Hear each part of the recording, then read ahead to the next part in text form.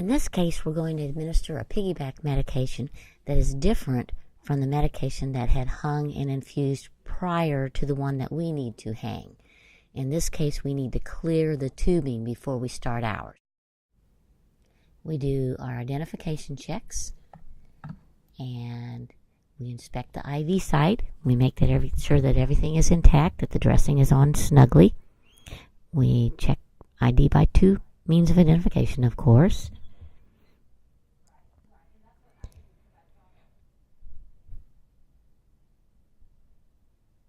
And when we go to the pump, we see that our piggyback bag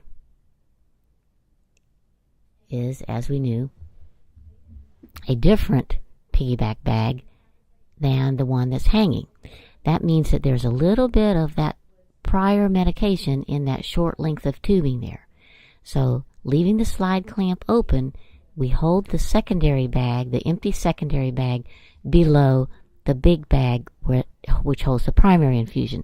And because of gravity, some of that clear IV fluid backs up through that tubing and runs into the little secondary bag. That's the leftover medication, which we can now discard.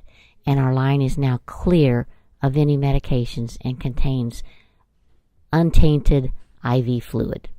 So we now know that we're okay to put any medication onto the secondary tubing because it's clear fluid there. So we hang it above the primary infusion. Now we know we can open our clamp because we don't want it to continue to backflow. But once we get it gravitationally wise above the primary, we can open that clamp completely, which is what the pump wants you to do. We punch channel select because the primary and secondary are both running off channel B. So you punch that white button that says channel select. We punch secondary. You dial in your generic name of your medication. And it's cefazolin. And we're not giving a standard dose. We seldom give standard doses to kids. So we punch milligram per kilogram and we say, yes, that's the way we want to program it. So now you dial your numbers in. We have the drug in milligrams. So if we've got 500 milligrams, that's good. The diluent volume is the volume that's in the bag that we hung, the secondary bag. And pharmacy will tell us what the volume is. It's usually 50, but some medications add volume, so we have to look at that label. You put the patient's weight in so that the little brain inside this pump can check our numbers. And it's saying to us, the dose is below the amount that the child should be getting.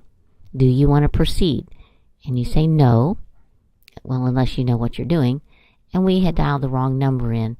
It wasn't 500 milligrams we're administering. It was 1,000. So we go back and resubmit our information. Ask the computer in the Alaris pump to check us. And it now says we may punch start. So we're running IV med into an already infusing IV line. We punch start. We check our secondary little chamber to make sure we get drips so we'll know we did everything correctly. And off we go.